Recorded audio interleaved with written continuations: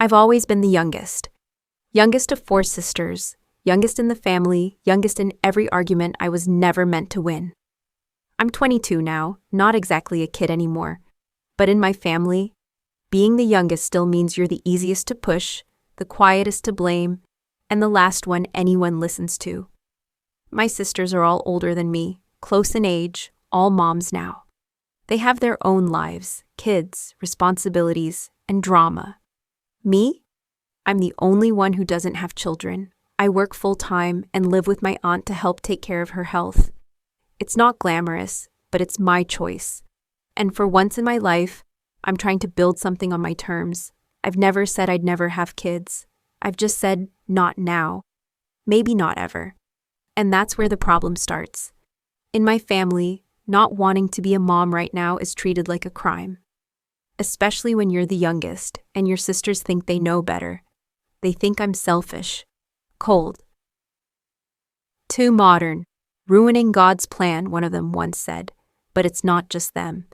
The real problem started when my oldest sister's boyfriend, Josh, decided that my uterus was somehow his concern. He thinks I should be a stay-at-home mom, like his own mother. He thinks women were made to bear children, that we're God's vessels. His words, not mine. At first, I brushed it off. Just another man stuck in 1953. But it got worse.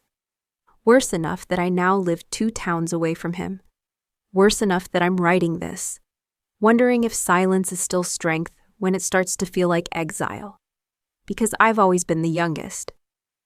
But I'm starting to realize that doesn't mean I have to be the smallest. Josh wasn't always this loud about his opinions. At first, he was just around. He'd sit on the couch with my sister, crack open a beer, and watch football like background noise. We didn't talk much. I never thought I needed to. But over the last few months, his presence started shifting. He began asking questions, pointed, uncomfortable ones. When are you going to settle down?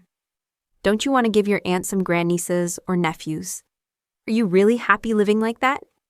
At first, I tried to stay polite. I'd smile, shrug, dodge. I've had enough therapy to know not everything needs an answer. But one night, out of nowhere, he said, "I've got a friend you'd be perfect for. He's looking for a good woman, a real one. You just need to quit working and stay home." I didn't even know how to respond to that. I blinked at him, half laughing. "I'm not really looking to date right now," I said. He leaned forward, like I'd said something offensive. "Why not?" So I told him. I told him the truth, that I got out of a 3-year relationship not long ago, and my ex had been cheating on me for half that time. That I wasn't in the mood to get back out there. And honestly, I didn't owe anyone an explanation, but Josh didn't drop it. "That was a year ago," he said. "You can't hide from life forever," I said. "This isn't hiding. This is choosing, and it's not your business." He didn't like that. I could see it in the way his jaw clenched, and how he stared just a second too long. Something shifted after that, something darker. I started noticing how my sister never interrupted him, how she nodded along when he spoke like he was some prophet of masculinity.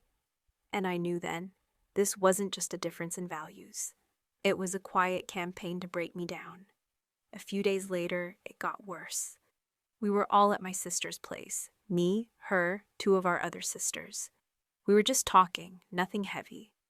Mostly about birth control, actually. My second oldest sister had gotten an IUD recently, and we were comparing side effects and timelines. It was just normal. Woman stuff. Josh wasn't even in the room when we started, but sometime in the middle of my sentence, right as I mentioned I was considering getting an IUD myself, he walked in, and everything stopped. He stared at me, then said, "You're seriously going to mess with God's design like that?" I laughed. I couldn't help it. "God's design? You think he wrote out my reproductive plan with a quill and ink?" He didn't laugh. He doubled down. "You're not supposed to decide that. A woman's body isn't just hers. It's sacred. It's how life continues." I froze. Everyone froze. Then I said slowly and clearly, "Whether or not I have kids is none of your business." And what I do with my body isn't yours to monitor." His voice rose. "You're being selfish. You're ruining your future." And that's when I lost it. Not yelling, just sharp, cold, and true. "If this is how you talk to women, it's no wonder you think the only kind worth marrying is the kind who stays silent and barefoot in a kitchen. I'm not your sister's clone, and I never will be." He kicked me out of the house. My sister didn't stop him. She didn't say a word. Later that night, she called me, not to check in, not to ask if I got home safe, but to say I owed him an apology, that I should let it go and respect his beliefs. I wanted to scream, but instead, I hung up, because I finally understood something. In this family, boundaries only matter if you're the one breaking them. I didn't pack a bag. I didn't announce it. There was no dramatic goodbye or final confrontation. I just left. I called my aunt the next morning and said, "Hey, would it be okay if I stayed with you for a while?" She didn't ask why. She just said yes. That's the thing about people who've been through pain. They recognize it in your voice before you even say the words. I moved in that weekend. 2 towns away, 35 minutes by car. Far enough to breathe, close enough to feel guilty. My sister texted once, just one line.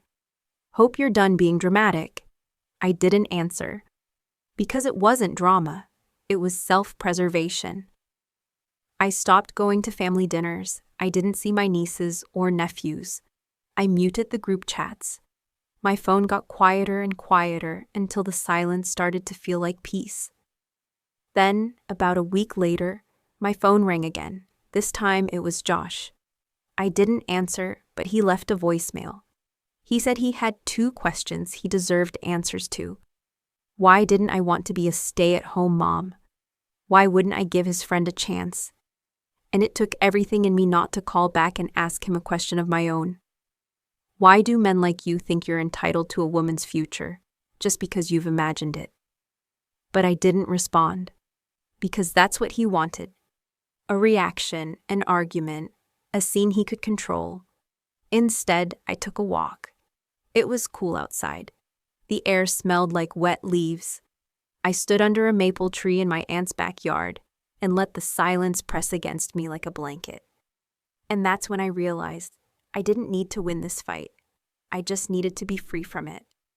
That evening, just as I was settling in with a cup of mint tea and the soft hum of a fan by the window, my phone buzzed again. It was my dad. We don't talk much. Haven't in years. Growing up, he was a hard man, not in the tough love way people like to romanticize, but in the kind of way that makes you flinch when someone raises their voice. He wasn't the kind of father you called when life went wrong. He was usually the reason it did. But this time, he called me. And he didn't yell. He didn't even raise his voice. He said, "I heard what happened with your sister. And that guy, you okay?" I was silent for a second, stunned. "I'm fine," I said. "Just needed some distance." There was a long pause on the line. Then he said, "I went to talk to him." My stomach tightened. "You what?" "I went to talk to him," he repeated. Told him to back off. Told him my daughter wasn't a prize to be traded or a womb to be claimed. I sat frozen, unsure what stunned me more, the fact that he said it or the fact that he believed it. Then he added, "We got into it. Nothing major, just enough." I could picture it. 2 men too proud to use words until fists get involved. And yet, strangely, I didn't feel dread. I felt something I hadn't felt from him in a long time. Protection. It didn't erase the past. Not the yelling, not the fear, not the night I watched him choke my stepmom until I screamed. But it cracked something open, just a little. "Why now?" I asked. Another pause. "Because I see him," he said, "and I remember who I used to be." And just like that, the silence inside me shifted. It wasn't exile anymore. It was refuge. The last time I spoke to my sister, it wasn't even her voice I heard first. She called me the day after Dad confronted Josh. I thought maybe she was calling to check on me. Maybe there was some part of her that remembered I was her sister, not a problem to manage. But the second I answered, it wasn't her voice I heard. It was his. Josh. He was already mid-sentence. You need to stop being so dramatic. You made things harder than they had to be. All we asked was for a little respect. I didn't speak. He continued, if you don't stop this nonsense, you won't have anything to do with your nieces and nephews. That's not a threat. It's just reality. And for the first time in this whole mess, something inside me didn't break. It didn't tremble. It didn't ache. It turned off. I have nothing to say to you, I said, and I won't be speaking to you again. I hung up. My sister texted afterward, saying I was being immature, that I owed him an apology, that family means compromise. And I almost believed her, almost. But here's the truth I finally accepted. Compromise only works when everyone gives something up. I had been the only one giving for years. My time, my energy, my peace. So I texted back, I love your kids, I always will. But I can't be near someone who tries to own my choices. And if you support that, then I can't be near you either. That was the last message I ever sent her. She didn't reply. Not then. Not since. Sometimes peace doesn't feel like joy. Sometimes it feels like a quiet, open room where no one's yelling anymore. And in that silence, I realized I wasn't grieving the loss of family. I was grieving how long I'd convinced myself I still had one. It's amazing how loud silence can be when you're not used to it. No more late-night texts from my sister asking for babysitting help. No random calls from my mom asking if I could swing by the store for her while I was already juggling work and caregiving. No passive-aggressive group chat messages. Nothing. For the first time in years, my phone was still. And I wasn't sure how to feel about that. Some mornings, I'd stare at my screen like a phantom buzz was about to come. I kept expecting someone to break the silence, to apologize, to check in, to say anything. But the silence just stayed. I'd moved in full-time with my aunt by then. She didn't ask many questions, just let me be. We'd have tea together in the mornings, listen to the birds outside her tiny porch window. I'd help her with her medicine, drive her to appointments, cook dinner in silence. She didn't fill the space with chatter, and maybe that's why I stayed. Because for once, silence wasn't something I had to fight through. It wasn't cold or weaponized.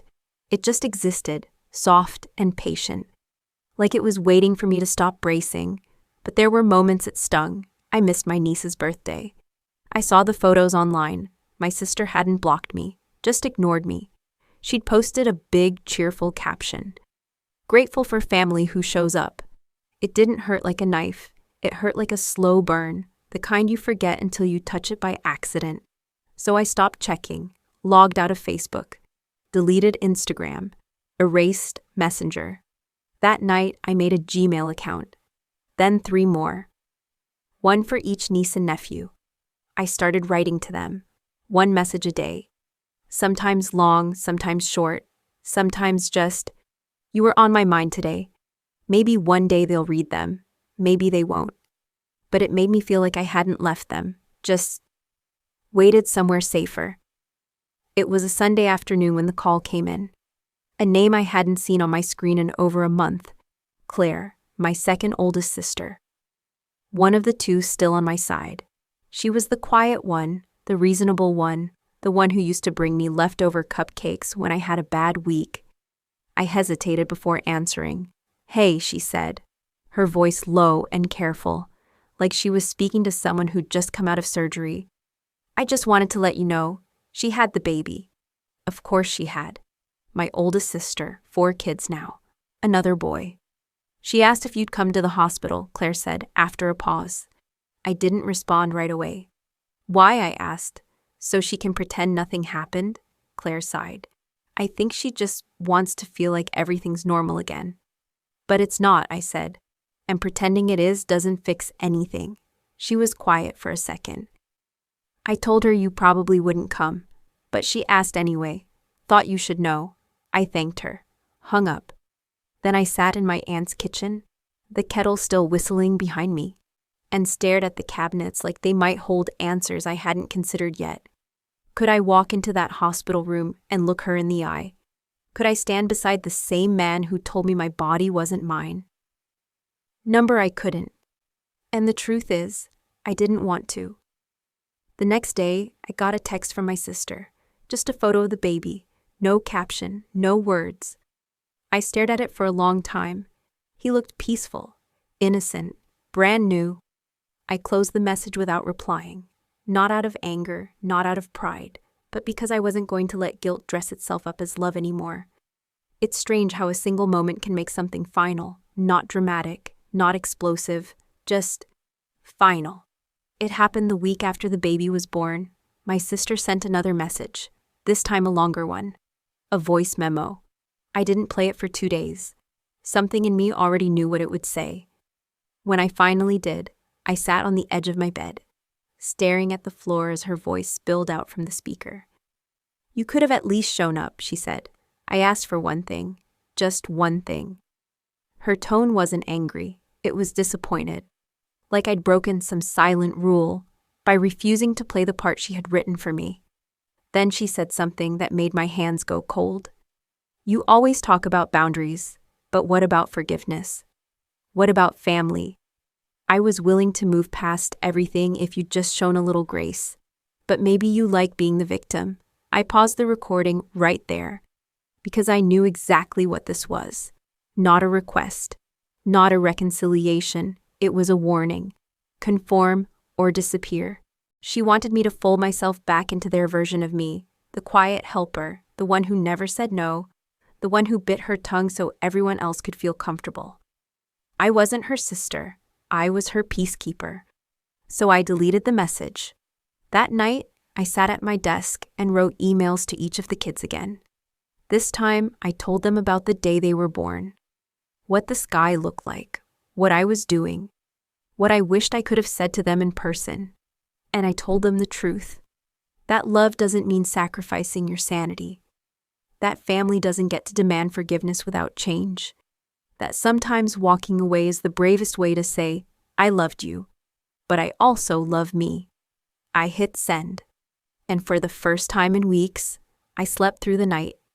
I used to think I was nothing like my family, that I'd grown out of the house I was raised in, like a shirt that didn't fit anymore. I'd tell myself I was stronger, more independent, more aware, and maybe in some ways, I was. But trauma has a way of trailing behind you like a shadow, faint but loyal. It crept up on me the night I found an old photo in my aunt's hallway. It was from when I was 10, maybe 11. I was standing in the corner of the living room, half in the frame. My sister was front and center, holding her firstborn, glowing. My dad was behind her, looking serious. My mom was smiling too wide. And I was just there, forgotten. I remember that day. My dad had lost his temper over something stupid. My stepmom had flinched when he raised his voice. My older brother had grabbed my hand and pulled me into the backyard so I wouldn't see what came next. That was the day I learned to disappear. Not literally, just emotionally. Quiet, agreeable, non-confrontational. It was easier that way. Safer. That night, I sat alone in the hallway, knees pulled to my chest, and whispered to myself, I'll never be like them. And for a while, I believed it. Believed that silence was my rebellion. That politeness was my shield. But Josh? He didn't invent anything new. He just reactivated a script I'd already memorized. The same pressure, the same rules, the same gaslighting dressed up as concern. We just want what's best for you. You're overreacting. This is what love looks like. It wasn't.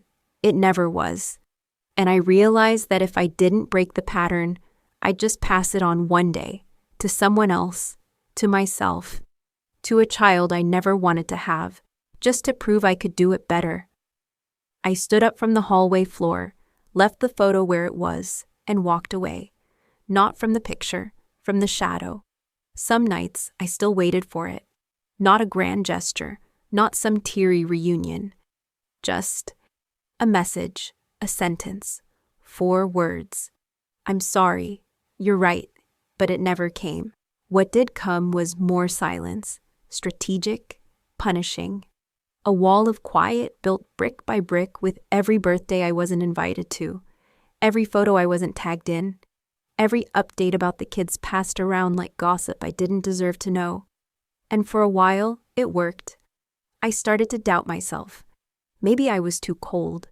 Maybe I could have been more graceful. Maybe setting boundaries had come off as bitterness. But that's what manipulation does. It doesn't scream at you. It seeps in like a slow drip. A quiet erosion until you're sitting alone, wondering if your own sanity was too loud for the room. So I wrote it out. All of it. Not to them, to myself. A letter written late at night, sitting on the kitchen floor with a chipped mug of tea and a pen that kept skipping. You didn't walk away because you were selfish. You walked away because you finally saw the room you were standing in had no doors. You walked away because no one ever taught you that silence isn't love. You walked away because you were done asking people to care. I folded the letter and placed it in a box under my bed, not for anyone else to read, just so I wouldn't forget the moment I stopped begging for an apology I would never receive. Because waiting for someone to say you matter is how they keep you from becoming someone who already knows it. I looked at the screen again, empty inbox, no new messages, and for the first time, I didn't feel the sting. I felt free. I always thought healing would feel like fireworks. Like one morning, I'd wake up and feel lighter, brighter, completely untouched by the past. But it didn't happen like that. It happened in smaller moments. Like the morning I brewed coffee and didn't check my phone out of habit.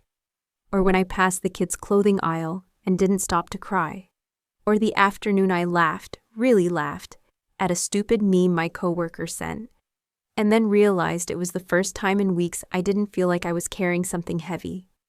That was healing, quiet, uneventful, but real. My therapist said something in one of our sessions that stuck with me.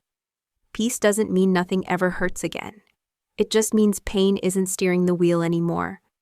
So I started letting peace drive. I went back to work full-time, picked up extra shifts, started saving more aggressively. I even signed up for an online course. Something small, something simple. A creative writing workshop. For once, I wasn't trying to survive the day. I was planning for the next one. And yet, even as things got better, I didn't forget. I still wrote to the kids. Every few days, I'd log into their email accounts and leave them something. A thought, a memory, a promise that I still loved them, even from afar. I never mentioned the fight, the division. I figured if they ever read those messages when they're older, they'd find enough of that in the silences between my words. What I wanted them to remember was this, that someone chose to walk away not out of spite, but because love without dignity isn't love at all. And sometimes the most powerful thing you can do for the people you care about is show them how to care for themselves. By doing it first. It was a Sunday, a rare one where I'd slept in, skipped breakfast, and sat reading emails with my feet tucked under a blanket on the couch. The weather outside was cool and indecisive. Gray skies with the threat of rain, but never the follow-through. Peaceful. Until the doorbell rang. I wasn't expecting anyone. I peeked through the peephole. It was them, my parents. I hadn't seen them since before everything blew up. Since my sister's boyfriend told me I was ruining God's plan, and I packed my things without fanfare or goodbye. My mom stood there holding a grocery bag. My dad, arms crossed, looking like he hadn't slept much. I opened the door. No hug, no smile. Just a heavy silence as they stepped inside and looked around my aunt's modest living room like it was unfamiliar territory. We wanted to talk, my mom said first, voice hoarse. I nodded slowly. Okay. They sat. I poured them water. The air was tight, like the walls were holding their breath. My dad went first. About your sister's birthday. I said some things I shouldn't have. I didn't respond. He didn't expect me to. He cleared his throat. Claire's been a mess since the breakup. Your mom's been crying nonstop. So we thought maybe we could sit down and talk. As a family, it sounded rehearsed, like someone had fed them the lines. Still, I waited. Then my mom opened the bag and slid a folded sheet across the table, a printed spreadsheet. We were thinking since your job is doing well, maybe you could help us out. Just a little. Around $2,000 a month. For living costs, insurance, retirement. I blinked. My coffee had gone cold. She said it like it was nothing, like that number didn't mean anything more than a casual favor. Like history hadn't just happened. And I realized in that moment, they didn't come to make peace. They came to make a proposal. At first, I didn't say anything. I just stared at the numbers on the page. Monthly breakdowns. Utility estimates. Retirement contributions. It was all so tidy, so professional. Like they were pitching me a business deal, not asking for access to my life again. $2,000 isn't much for someone in your position, my dad said, trying to soften his voice, like I wouldn't notice the pressure underneath. We're family, Nicole, my mom added gently. It's not like we're strangers. That word, family, landed with a thud. So I looked up, and I said calmly, if this is going to be a transaction, then let's treat it like one. They blinked. I continued. I'll contribute $1,000 a month, on one condition. A pause. Their faces tightened. My mom leaned forward. What condition? That Claire contributes the other half, $1,000, I said. And that we draw up a contract stating clearly, when you both pass, all assets, including the house, go to me. Silence, thicker than before, heavier. My dad's brow furrowed. His voice dropped. Are you seriously giving your parents terms? I didn't flinch. Not terms, I said. Principles. I've already spent over $15,000 covering your bills for 2 years. No thanks, no check-ins. Just quiet expectation. If you want support now, there needs to be clarity. My mom turned to my dad, her voice starting to tremble. Maybe we should talk it over. But he cut her off, slamming his palm against the table. The glasses rattled. We raised you for over 20 years, he snapped. And now, when we ask for help, you throw paperwork in our faces. I stayed seated, eyes locked on his. And I said steady as breath, if you think raising me was an investment, we can calculate the return line by line, but I won't pay for it with silence anymore. He opened his mouth like he might shout, but nothing came out. Just the sound of a man who'd finally met a daughter who wouldn't flinch. They didn't stay much longer after that. My mom stood up first. She didn't say a word, just looked at me like I was a stranger she almost remembered. My dad followed, stiff and silent, jaw tight like it was holding in years of disappointment that had nowhere left to land. I walked them to the door. No hugs, no goodbyes. Just the creak of old hinges and the soft click as it shut behind them. I didn't cry. I didn't shake. I didn't second-guess a single word I said. I stood in the quiet afterward, watching the sunlight slide across the hardwood floors like nothing had just happened. As if the room itself knew I'd finally cleaned something out of it that had been lingering far too long. They never called again. No messages, no follow-ups, no offers to compromise. And I didn't chase. I didn't explain. I didn't reword my truth to make it easier to swallow. Because here's what I finally understood.